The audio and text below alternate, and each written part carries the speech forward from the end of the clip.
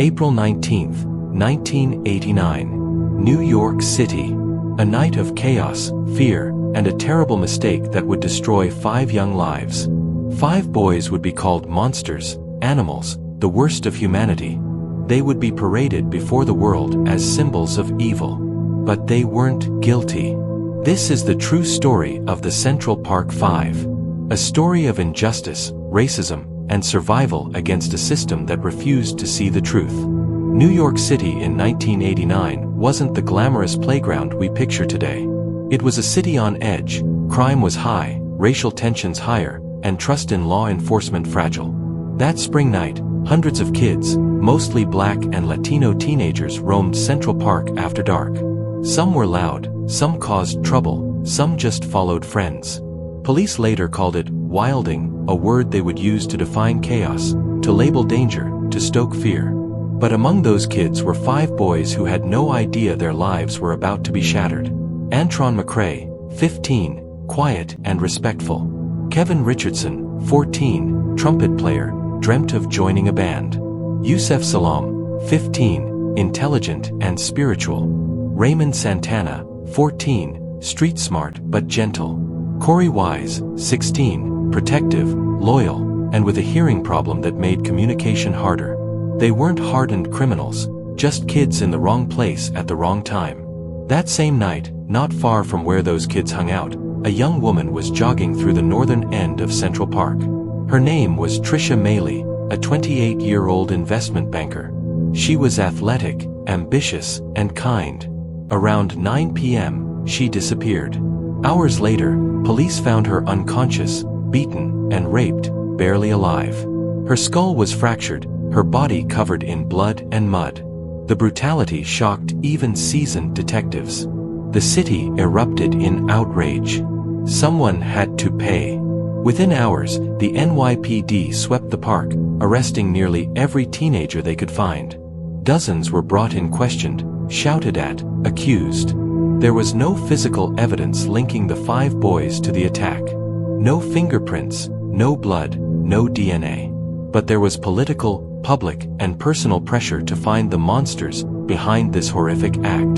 The police decided these 5 boys had to be guilty. What happened next would haunt them for decades. After more than 30 hours of relentless questioning, the boys, terrified, exhausted, and without their parents or lawyers, began to break down. Some were yelled at.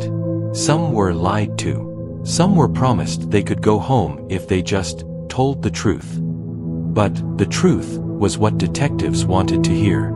They began recording video confessions, each one contradicting the other, full of holes, false details, and confusion.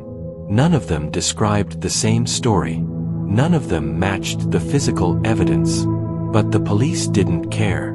They had what they needed: confessions. And in the court of public opinion, that was enough. Overnight, the 5 boys became the Central Park 5. Their faces were splashed across newspapers. Talk shows and reporters called them feral, predators, wild animals. Even Donald Trump, then a New York businessman, took out full-page ads in 4 major newspapers calling for the death penalty. The boys' families were terrified their children were being condemned before a single piece of evidence had been presented in court. In one haunting interview, Yusef's mother cried. They already found them guilty in the papers, in the streets, in people's minds. The city wanted justice, but it wasn't justice they were after.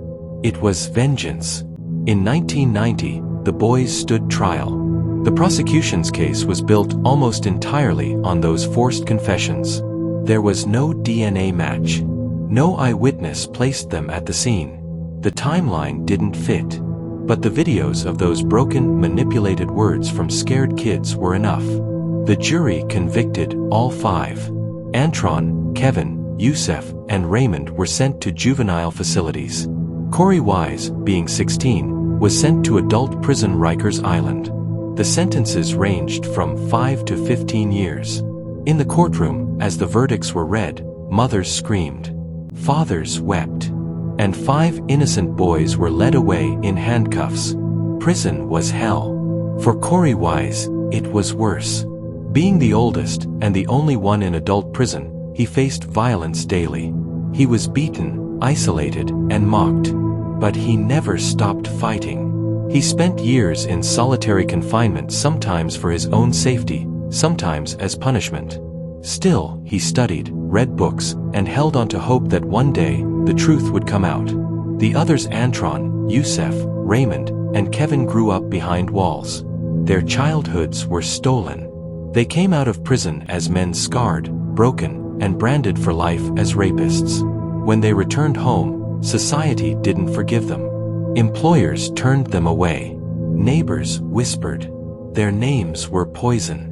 Then, in 2002, 13 years after the attack, everything changed.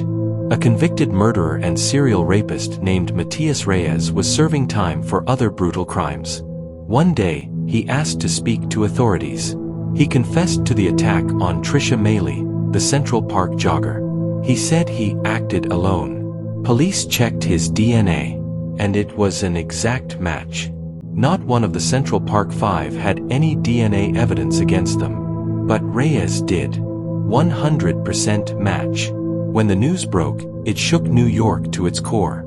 After more than a decade, the 5 men were fully exonerated. Their convictions were vacated.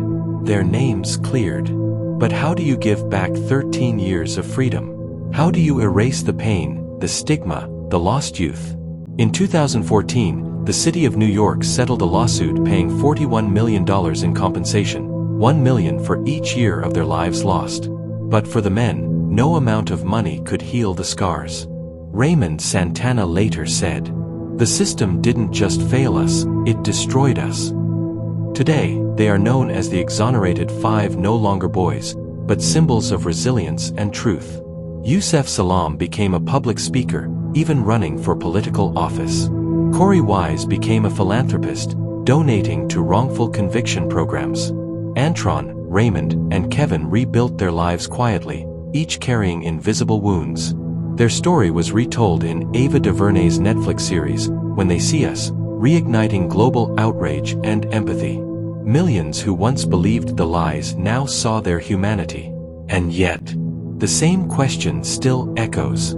How many others are still trapped behind bars, their innocence unheard, their truth ignored? 5 boys walked into a park that night and lost their childhood, their freedom, their names.